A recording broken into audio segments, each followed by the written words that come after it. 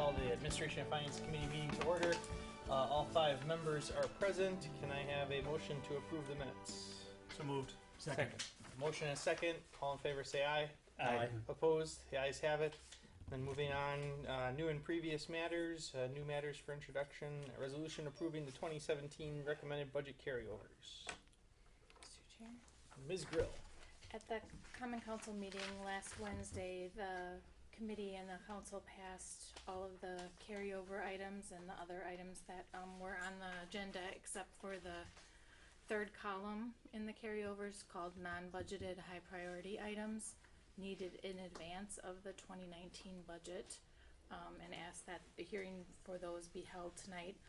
The information in the packet did not include a $20,000 for additional money needed for the work order system. You have a copy of that before you at this time.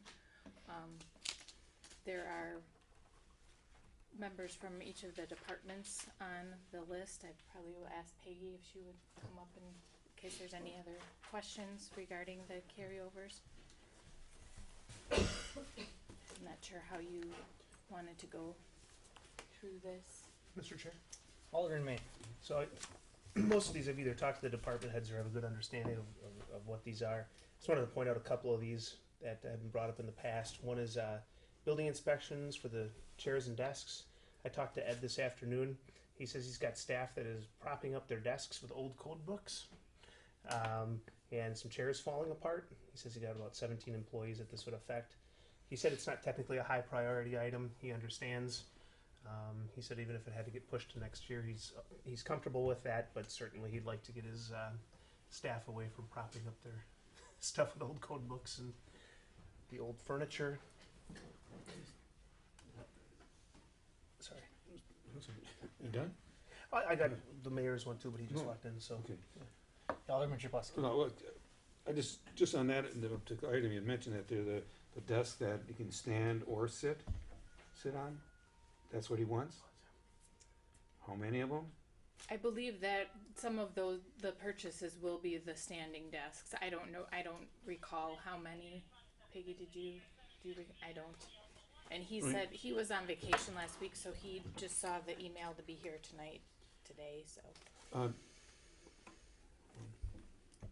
Wish I knew how many, but those particular desks, though, I guess everybody's using them. It's almost a criteria now in some places simply because of back problems, sitting too long, and certain things.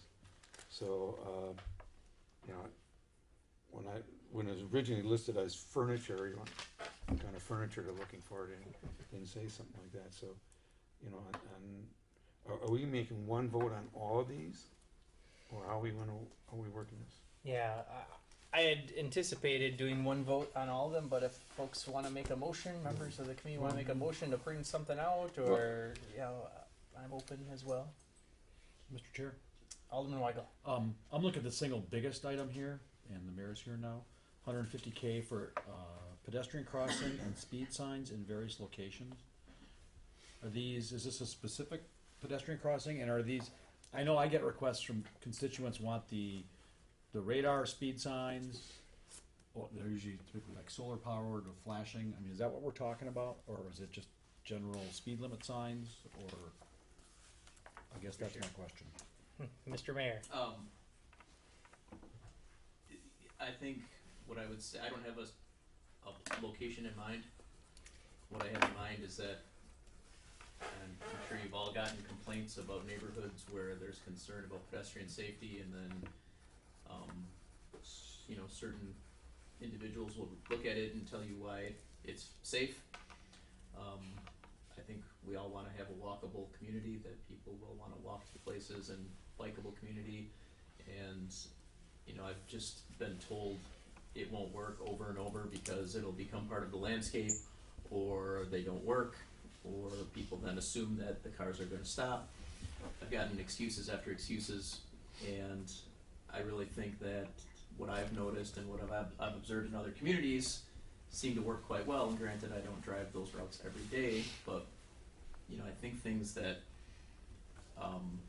exist, just like the pedestrian activated blinkers where it's not blinking all the time, but if it is blinking, then you know that there's a very, very good chance that somebody's crossing the street.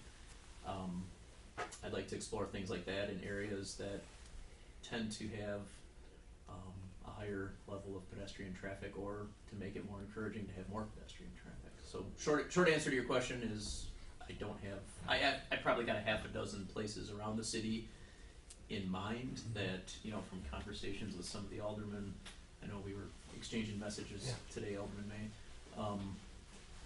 So I have some ideas in mind, but I'd also be willing to hear what you're hearing from your residents in your various districts to see where they might also have I'm a vision for a need. Yeah, I've attended a couple of pedestrian bicycle conferences, and there is a lot of new technology out there. Yeah. I do know that City of Milwaukee, or maybe it's Wauwatosa, whatever is on Blue Mound, they put one in by the zoo, and it's The Hawk. the Hawk. They also call them there's also Pedestrian the hybrid Paws. beacon. Yeah.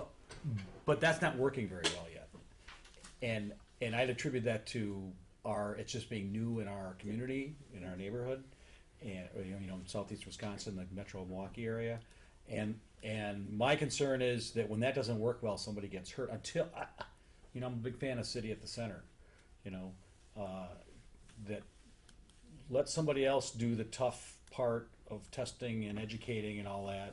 And if Tosa and Milwaukee want to have the Hawks out for a while and people start getting used to them, I just and I guess that's my concern with this. And Mr. Chair, and Alderman Weigel, my thought is, what I see most frequently is when I'm driving my daughter to her dance lessons, and it's on 92nd Street going from north to center, or center to north.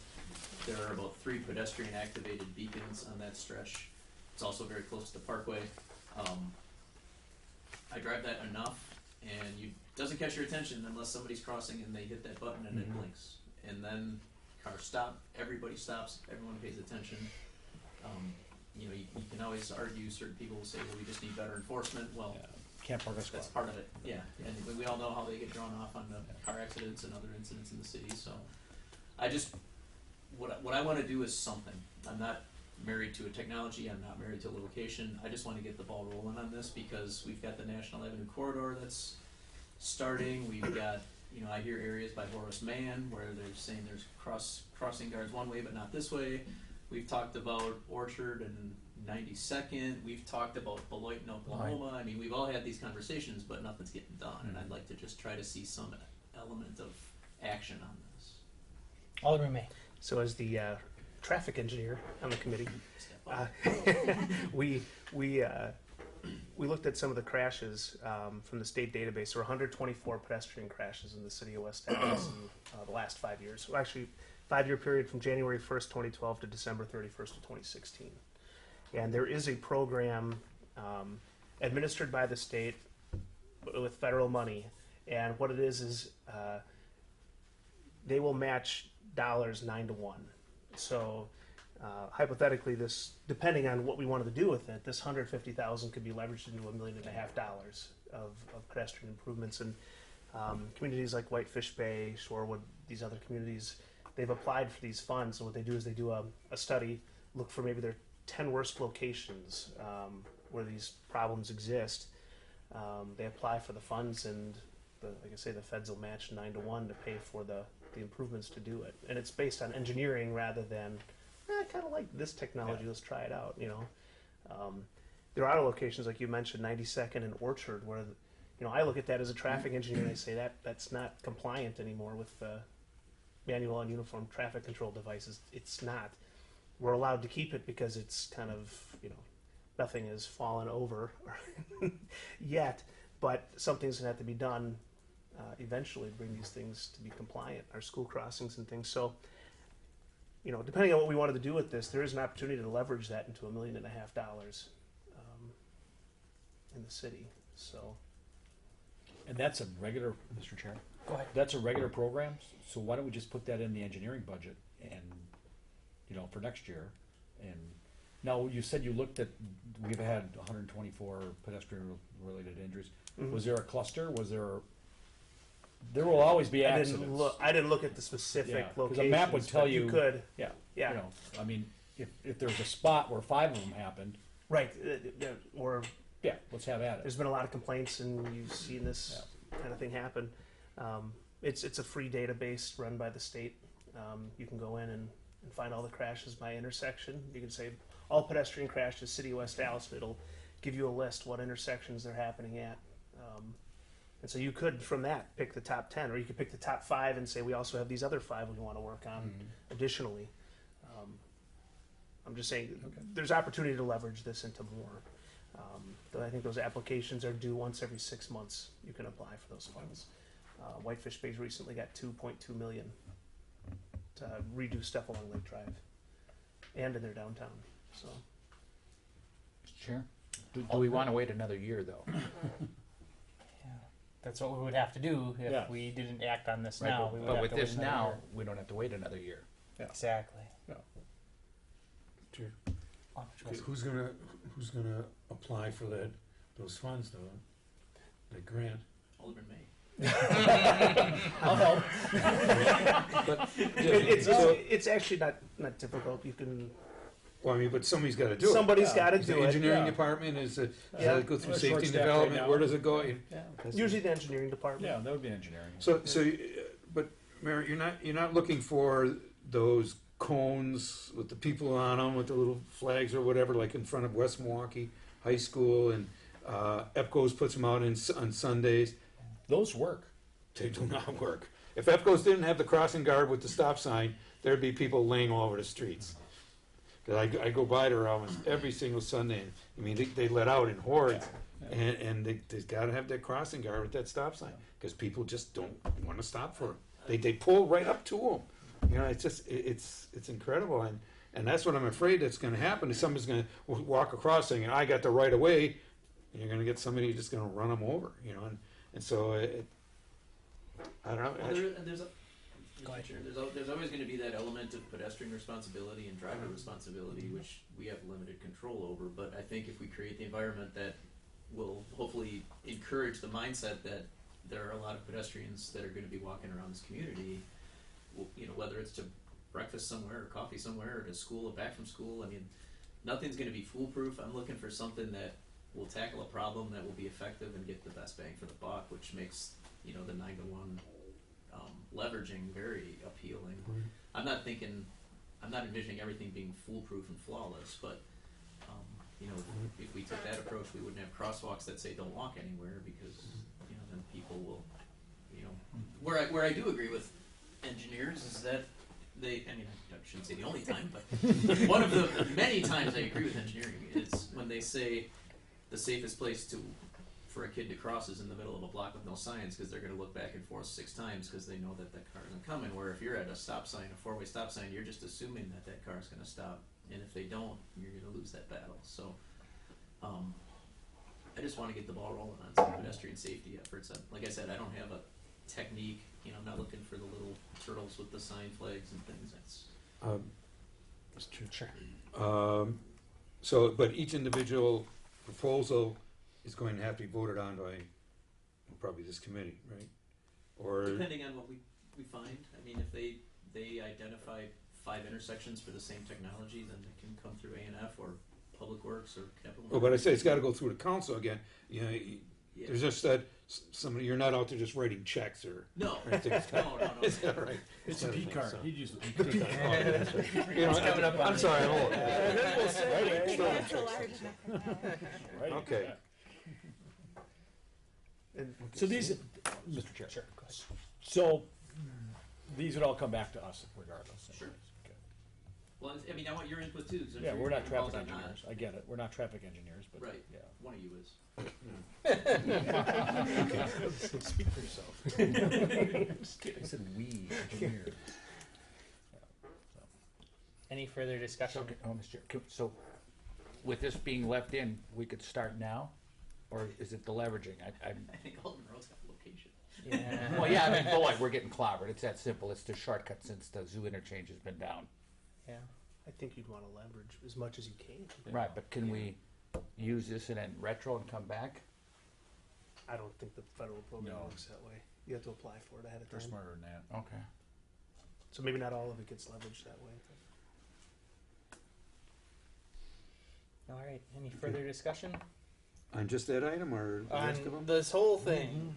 Well, it's you know, if okay, if Peggy you just can mention what is this that she needs? Is looking for here? So I have 2 items on the list. I'm just gonna give you the request. There's one on each side. The first one, I think the most important one right now, is the special assessment system. We went to do the tax billing last year, and unfortunately, we had a in-house program, IT program for special assessments that only one person knew how to operate. That person retired a couple of months prior to that. So basically, we had to pull our special assessment system that collects millions of dollars off of a program and put it into a spreadsheet and run it through a spreadsheet for the tax roll in order to get the assessments on the tax roll. We could do that for another year, but that also puts information out of the citizens' hands because we also used to run all the information through our website. We can't run it through our website when we're running it through a spreadsheet right now, so that's why that one came up. The second one I have, less of what you'd call an emergency, I think. However, we're using Novatime, a timekeeping system. It's a pretty good system, does a lot of things. The police have been in the process of implementing Novatime, I think for about 15 months, as far as I know, and we can't get them the rest of the way without this advanced scheduler. We could, but they still have to do a bunch of stuff on paper, so it really doesn't pay for them to use the system, and I know they're getting pretty tired of dealing with all of our workarounds, so that would be the motivation for this one. If this doesn't go now, we can hold it off. We could ask for it in the 2019 budget. There are some other benefits with the cloud version. This is a cloud version, which is the only version you can get the advanced scheduler on. So there are some other benefits to it, but the motivating one right now is to get the police on board and hopefully fire after that. You know, we have rules with payroll and different things that if we could have our protected services on there, the ones that have those different schedules, it would boost the integrity of our payroll. Okay. And then with fire, the county just cut supplies or? Yeah. So that they have been, basically county got out the supply business, so money that they reimbursed us for providing the paramedic program, they used to provide EMS supplies out of that same fund and then give us the leftover money. Since county got out of the supplies business, we're now responsible for all that money up front. And with our increased run volume and just the cost of drug shortages and everything, we're short money. Okay, so this wasn't in your budget, or you had it? Yeah, we've been paying for EMS supplies in a completely different way. It's a paradigm shift for us. So we've never had to budget for the entirety of our EMS supplies in the past because we basically got it from county. So next year, this will probably be in your budget. Yeah. Just for the record, the budget did go up a fair amount in EMS supplies. Fire chief just didn't think he put it up enough. He thought, he had talked to retired Chief Bain and he said that they always added, for some reason, $16,500 to whatever they budgeted. So the budget did increase a fair amount in 2000. So it says in there 2018 budget increase of $83,500. It wasn't enough. That's what the projection is. That's a lot of stuff. And we've And been, so- I'm sorry. No, I'm just saying, so the county just says, well, if it's 83 for us, you know what I mean, and if they go countywide, they're saving a ton of money. Well, they did give us some extra revenue. They did? Yeah. So the fire revenue on the revenue side of the budget went up as well. Not dollar for dollar, but a fair portion. Okay, and then, on the public works, is it concrete repair patches and streets? Yeah, That's so originally for the $7,000, we had it it's not very much money. in our sand and gravel account, and we're just asking for permission to transfer to the concrete account where we can do some upgrades close by the farmer's market.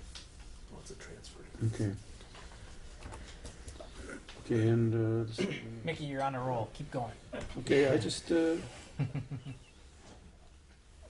then the other one is just from your capital budget. I'm not gonna question that. I've been down to the yards, I saw the buildings. So, that's pretty much all I have on there.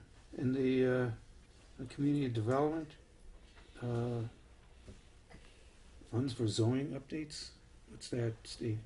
Our zoning ordinance was last updated comprehensively in 1995, and since that time,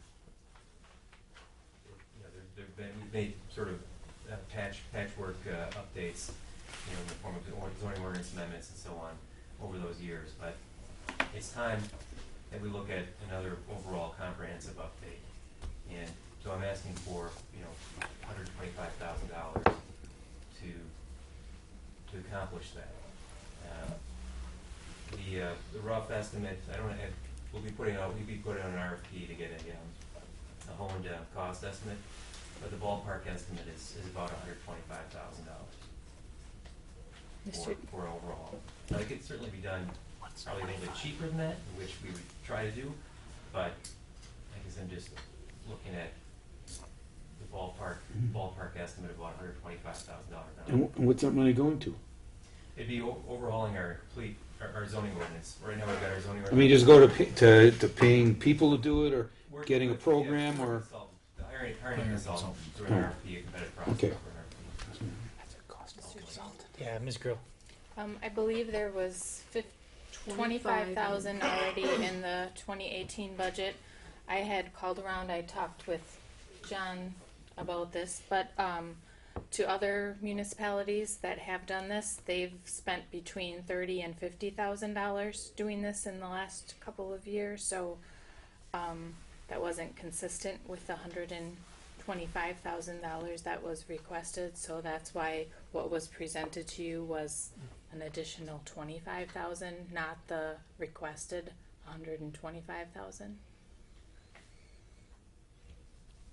Thank you. And Mickey, did you have more you wanted to go over? No, I'm just thinking of what you said,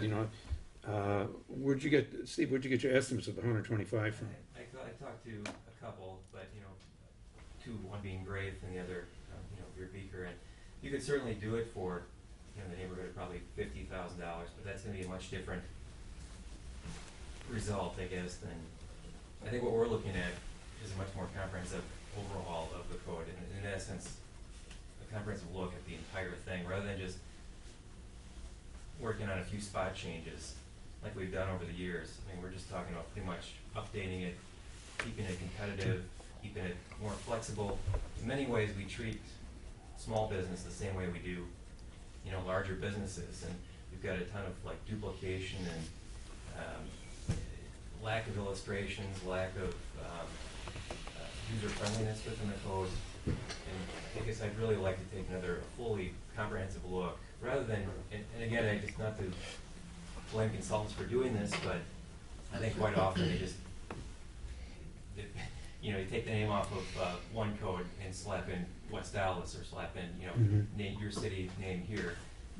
I think West Allis is much more unique, and it's not that type of community where you can just one zoning code fits all. I think we've got a complex situation with this city where we're unique in the form of the physical environment that we have, the uses that we want to attract, and the way we're going about that right now within our current zoning ordinance is very, it's dated. It's 1995. There's a lot of other improvements that could be done. We could take a look at form-based types of codes. Not saying that that's the end all for West Allis, but there are certain types of portions of the city that we could take a closer look at that would encourage a little bit more flexibility within certain types of uses.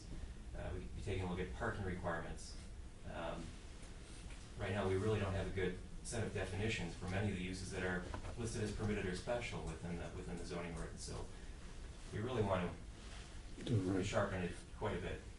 And if I can ask Rebecca, what other cities did you kind of look at? Were they our size? That's basically the only thing, or are you I'm just trying to small ones remember around when us? I didn't bring I know my you notes did with And me. Mr. Trash. Stiebel, Yeah. did you have something you wanted to say that you could chime in about? What we could do is hold this over. We could issue the RFP, and we could put it into parts so that we could see what we're gonna get for the money, and then we could come back and say, here's the proposal we got, here's the prices that we have, and here's what's gonna cost for each the thing that we wanna do. And that might be a little easier for you to get a better handle on. For example, I think what Steve was talking about, illustration, we wanna get our zoning code more illustrated so people can make it more user-friendly for everybody to use. That costs more money.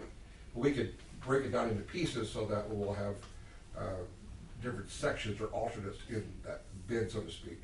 And then we take a look at, see what we get back. And if it comes back at $5,000, it's $5,000, but we'll be able to give you a better idea than just shooting in the dark. Sure. Hey, Peggy, now how would that work though? Because these are carryovers. Carrying over so much money. So if we say to 25,000, because they got 25, or if you say to 25,000, they're gonna have to come when they buy it. They're gonna have to come to us anyways, correct? Correct. And so that's what you're saying, John, basically. Yes. Or at a minimum, just take what Rebecca had suggested, reserve that extra cash. right. And then when we come back in, we'll see if we need any more or not, and we'll be able to justify it by actual bids than guesses. But we can't have more on the carryovers once we vote on the carryovers. Like I Correct? was mentioning, we're well into the year already, so we will see what's next, what we could get done this year, what needs for next year, and Okay. we can make it work a little easier and Okay. more comprehensive, actually, with a better knowledge of what you're buying. Okay. Alderman May. I think we'd want an idea and have a discussion of what kind of zoning code we want as a city as well. I think the council should probably be involved in that somehow before that would go to bid. So, do we want form-based? Do we When want? we prepare the RFP, we'll bring the RFP back to the Safety Development Committee to review that, to make sure that this is what we want to have in that. And that'll be part of the concept. Okay, and I think at that time we might tell you, we don't like that, change the RFP. Okay, good. And do you have any more? Can I ask one more? No, I think I'm done. The IT, strength and physical security, I see you asked for 81, but the amount recommended is 30. So what would we get for the 30? You'd get an upgrade to the carry door lock systems that are in all the secured buildings in the city, namely bringing the library is already up to the current level, but DPW, fire admin, the police building, and health, those systems would all be upgraded to the current level system that City Hall and the library are already on. Okay, and then there'd be some pieces that we wouldn't get. I didn't bring that with me. There was That's a fine. laundry list of other physical security things. Yeah, maybe we don't want to advertise those anyway, right? So, but, It yeah. would tie back to some audits we've had in the past that have pointed at some deficiencies. Okay, thank you. I mean, it just, so we're talking a big difference here. So there's something. So we're going to be less secure if we don't take the 81. Some of the difference in that delta there was a potential to spend more money on additional cameras, putting more security door locks onto doors that don't have them today, that we just didn't really deem a priority at this point in time.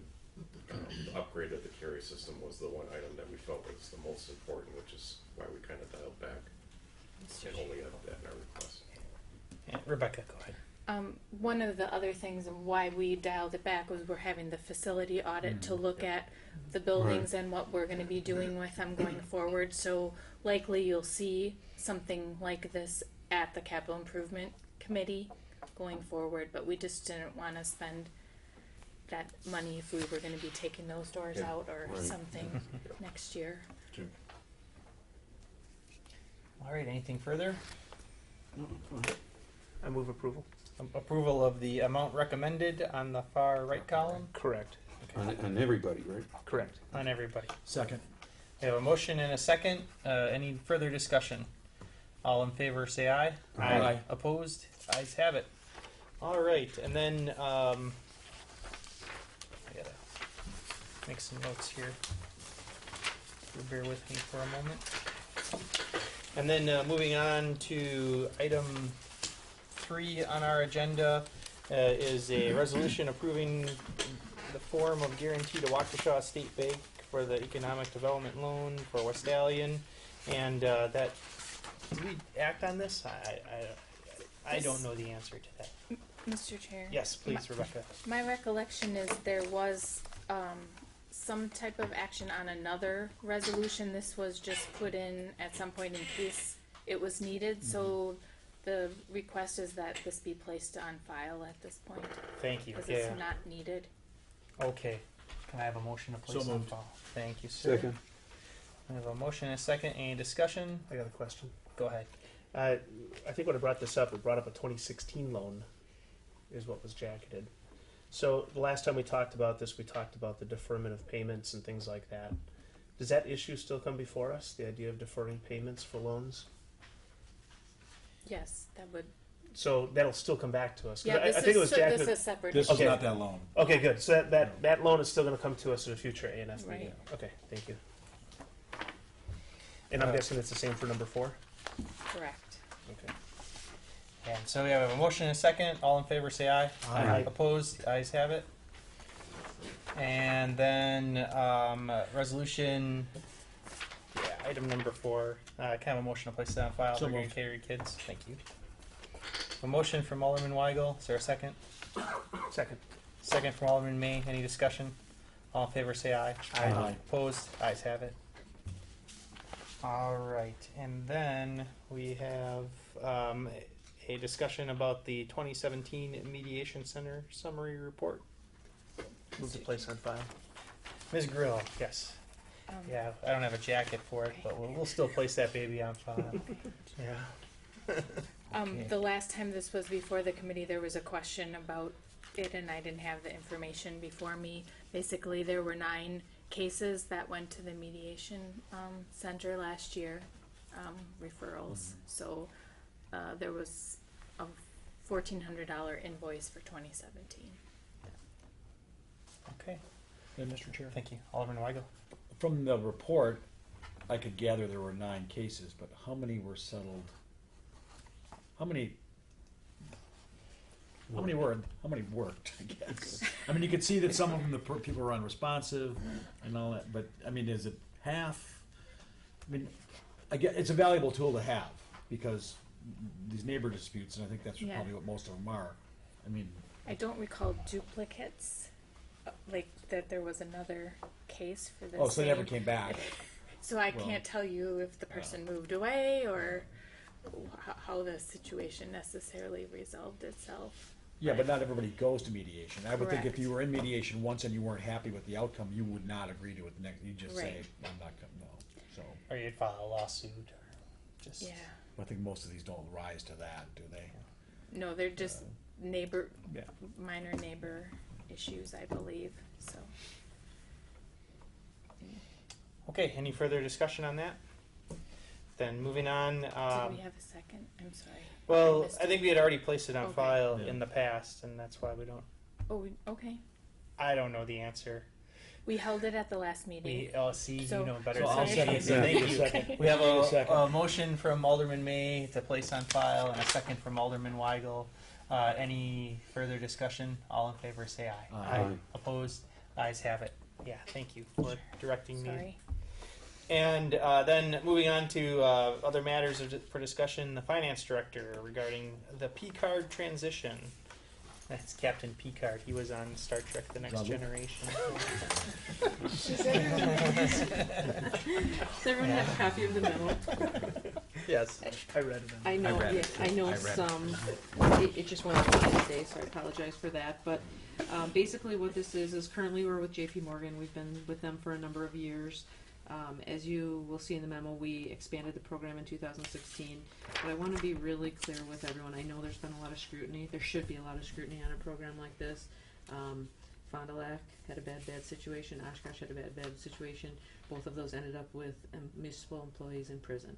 So, Ooh. that's not what we're looking for here. This is a method of payment. It goes through the same scrutiny as our accounts payable system does. What I'm asking for here today is, I believe it's an administrative change, but right now JP Morgan holds the state contract. As of May 15th, they will no longer hold the state contract. US Bank will. And the reason US Bank won the contract is because their rebates are higher than JP Morgan. But I did have Attorney Post review the entire agreement. I talked with him about, is this an administrative thing or a council approval? He also agreed that it was an administrative change.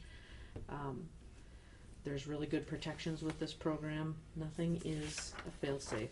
But if an employee does something and asks us to cut a check, it's a lot harder for me to get that money back under a fraudulent situation with an AP check than it is with a credit card. So I'm not telling you this is the end all be all. We still have to have all of our controls in place. We still have to check receipts. We still have to check to make sure we actually have materials. We do all of those audits every month to make sure that happens. But in the end, this is really an easy decision to make because if we'd stay with JP Morgan, on average, for what we're using it for right now, we'd be like $3,700 less per year in the rebates. So that's what this item is. All right. Do you need any action from us on this? Not unless if you want to tell me to stop. No, we want you to do it.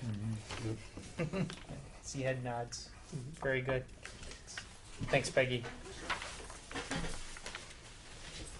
All right, and then item G, number 7, matters for discussion from the city administrator. Discussion regarding the annual performance reviews, pay for performance, and draft policies.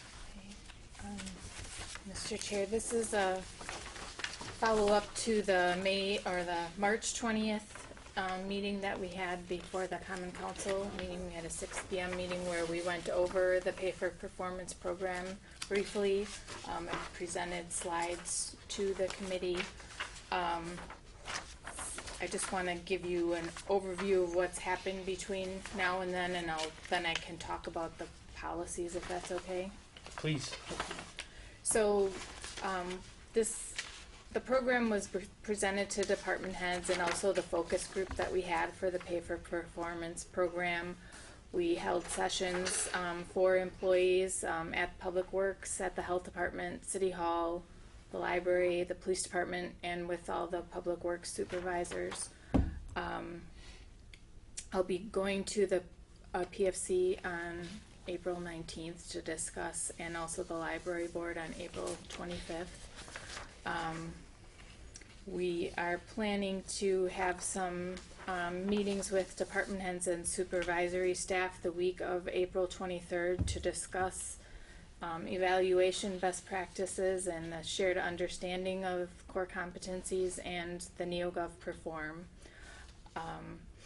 Various concerns were presented when we did the presentations, and outside of that, the judge and the city attorney's office have expressed concerns about their employees being part of this, citing some statutory language that may preclude the municipal court employees, and then the city attorney believed that that also would apply to his employees. I'm working on collecting information that I would have for your review and for presenting later this week and before the council meeting on April 17th to see the logistics of including or not including them in the program. So that's why there's notes on the policies.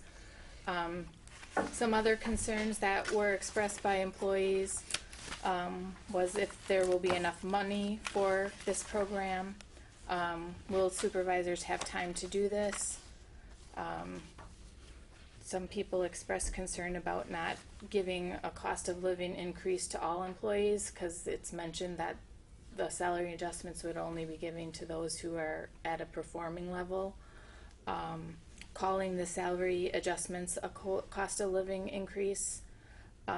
Ability for other departments to understand how employees from another department, what exceptional performance is. For example, how would the public works director understand what might be exceptional performance for a health department employee or vice versa, and things like that. So those were concerns. I received a lot of good feedback about, positive feedback. Some people are excited about the opportunity to be recognized for their exceptional performance also. So the last time I presented the slides, this time there's 3 policies. There's just 2 listed on the agenda, but the item is broad enough for us to talk about the third one. And the third one is creating, maintaining, and administering pay ranges. This is an existing policy, and currently when someone starts employment with the City of West Allis, you can request them to start either at the beginning of the salary schedule up to the control point with the approval of the HR director, or past the control point with my approval. But for existing employees, someone that passes their probation or maybe passes some type of requirement for employment that they might need within 6 months, or some of our supervisors require a supervisory training certificate from CIVMIC. Once they pass that, there's no ability to move them up in the salary range right now. So there's wording here that would allow that flexibility for existing employees, and that's important because with probationary employees, sometimes you don't always want to bring somebody in at a higher level. You want to have them come and work and see if they're going to be a good fit for the organization. And so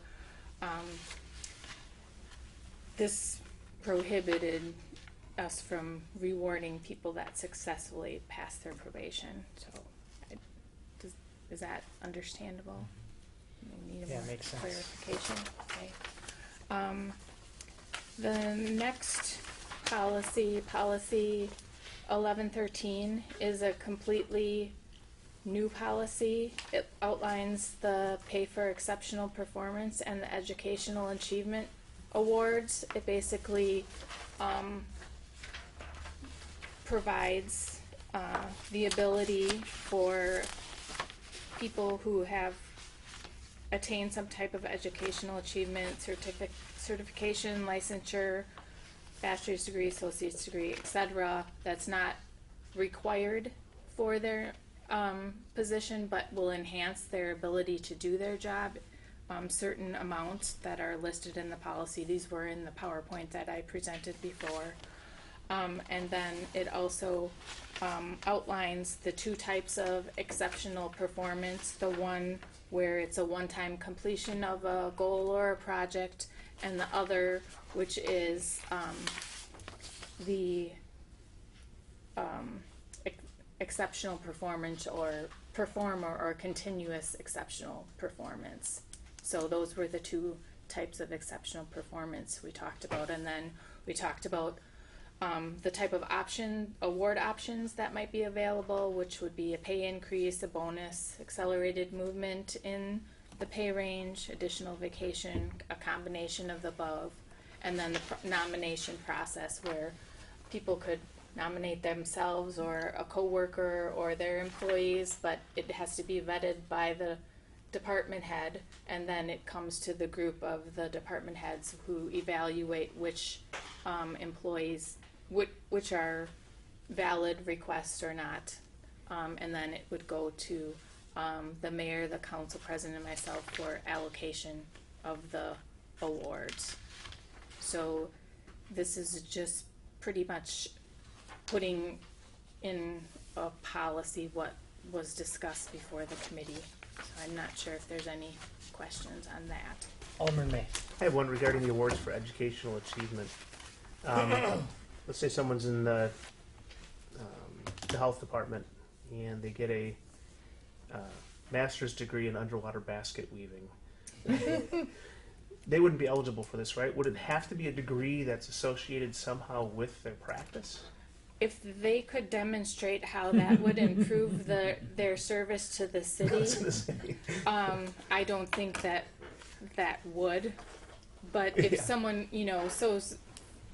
I'm just trying to think of an example. Well, if someone wants to get like a master's of MBA, is not required for a lot of positions, but It can help. it could enhance Sure. someone's ability to do their job or move up within the organization if they're looking to be part of management.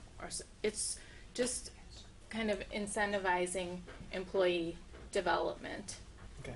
So, and I'm not familiar with any educational organization that has an underwater Basket weaving need. Yeah. You never know. But is it spelled out in here that it has to be associated somehow with the position or advancement within their own position? I didn't see it in there, but we might want to somehow spell that out. 6(1)(b). 6(1)(b). Peggy's on it. Thank you. Yes, it's Must under be the relevant. definitions. Okay, good. Alderman you. Weigel. Okay, so piggybacking on the education awards. So sometimes, some awards are one-time bonuses and some awards are pay increases. These educational achievement awards are gonna be one-time bonus. Correct. And they will be prospective going forward. I shouldn't say we can't. It wouldn't be economically feasible to go retroactive. Any further discussion? All right, Rebecca, keep going. Okay, the final policy, draft policy that's before you today is policy 1422. This is basically a rewrite of the policy. I started to do crossing out, but it was very confusing, so this is basically outlining the new policy we would have with the annual performance reviews. It lists the goals that we've discussed, everyone's different responsibilities. It outlines the fact that the department heads will be doing performance reviews with myself, the mayor, and the chairperson of the committee with who their department liaisons. And then it just talks about how supervisors and managers are supposed to be giving regular ongoing feedback and things like that on what each person's responsibility is.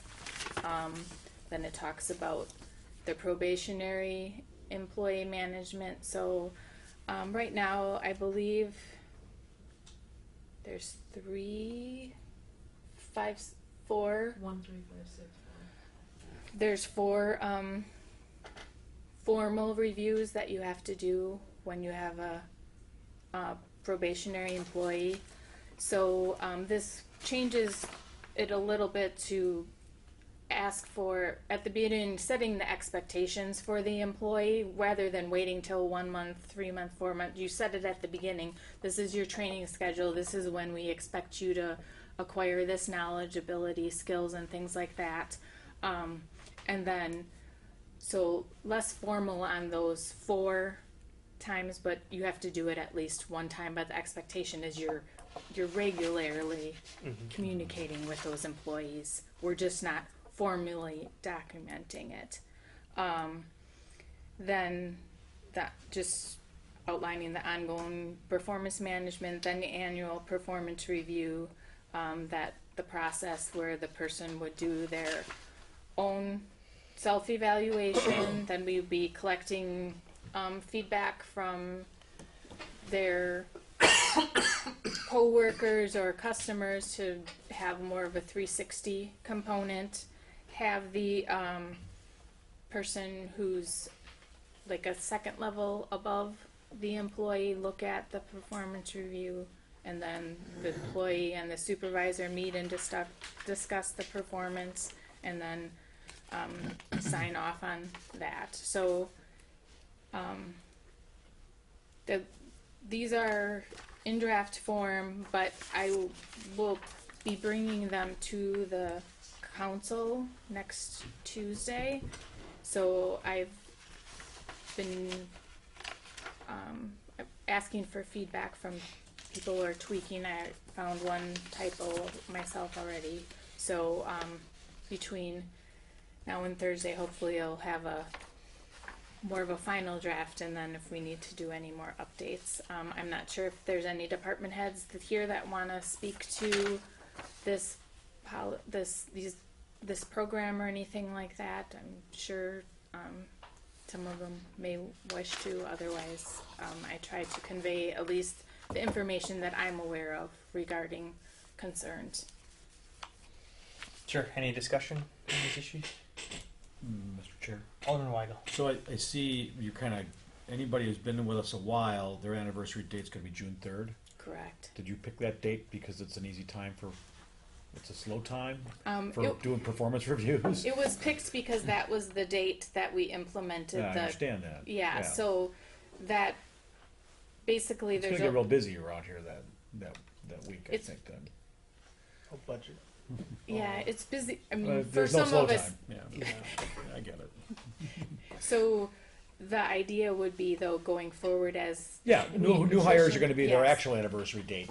But anybody that's been with us So right. more than a year and a half. So the way it was before, it was September 30th was the date. Oh. So for those of us heavily involved in the budget, Yeah, that's not it's even- very difficult to do that. If you do December 31st, then everyone's on vacation, and there's just there's no good time. Yeah. I could go through the whole year and No.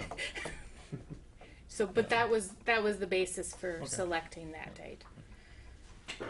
And I found another typo too. Okay. 6.5B. Sure. Yeah, Tony. So Rebecca, I think, highlighted some of the concerns she heard. They're valid, but I would say the sentiment I'm getting just by walking the buildings is there's a lot of positive excitement about the program. So even though there's a few concerns, I think everything she just outlined is a very positive step forward for the employees of the city. Great. Alderman May. You mentioned something about during the probationary employee performance management and how right now it's like 1 month, 3 months, 6 months, and this would be more when they're hired. You set a schedule together, and then you mentioned something about there'd be less documentation along the way. Do we need that documentation in case something would go awry? So the less documentation I was talking about was the 1 month, 3 month, 4 month. Less formal right. dating. Okay, But you're still going to document what's happening on these. right, and if you, in my opinion, if you have to start documenting performance of a person in their probationary period, we should probably be looking at not having that employee work for us because we're making a 30-year commitment, and if we're already challenged with them in the time when they're supposed to be shining, it's going to be a long time. You might get a new engineer. A new engineer comes in, and I just use engineering because it's the person that pops in my head. New engineer Why would comes that be? on, fresh out of college, and they're not as adept on their email. Maybe they've got to learn a little etiquette in their email, but they're really good at what they do. That might be something against them that you want to document. That wouldn't necessarily affect their long-term. Yeah, Mr. Chair. Sure, go ahead. I think that would be more of like a coaching session, and you have to realize when you have a newer employee or where employees come from. So you take employees as they are when you get them. So when there's a newer employee that maybe just graduated from college, I would hope that the manager would sit down and share, this is how a little bit about email protocol and things like that. And the first time that there's something that is not right, they might mention it except sometimes the tendency is to wait until they're fed up with everything. Yeah. And then there's like, okay, and this and this and this and this. So I think we're trying to, encourage supervisors to provide coaching along the way. So certainly, I'm not saying there shouldn't be any documentation, but if you're documenting for discipline, that's the concern I was Okay. getting to. All right, any further discussion? All right. Thank you, Rebecca. And then, did you want to talk about the discussion Sure. regarding executive leadership development and training opportunities? So just a little bit about the training that we have been working on in the city. So right now we have a mandatory for all supervisory staff, a team building type training that's called coaching and empowerment, the role of the individual. I'm going to my session on Thursday. I've heard from other people that have gone to it that it's really been great, not only for supervisors, but just for all staff. So we have that going on. This summer we're going to be having employee engagement training that talks about fear of conflict or conflict avoidance, commitment and accountability, and cohesive team building. In the next month or two, we're going to be dealing with giving and receiving feedback, conflict management. That will be for the supervisors and the executive leadership team. That'll help with the performance reviews. The executive leadership team earlier this year went through the 5 dysfunctions of a team training. It was a 2-day session that CIVMIC put on for us. It was outstanding. We'll have another check-in on that later this summer. Then we'll be also doing management for employee engagement and another session towards the end of the year. But I just wanted to let you know that we're trying to equip our employees to move forward with the performance management and just engage and be engaged, because I know there was some concerns with the Q12 and everything. So I just an update on that. Great. Any discussion on that issue? All right. Anything else properly before the committee before we adjourn? Have a motion to adjourn? Move to adjourn. A second? Second. All in favor, say aye. Aye. We're adjourned. All right. Thanks, everybody. Thanks, Rebecca. Thank you.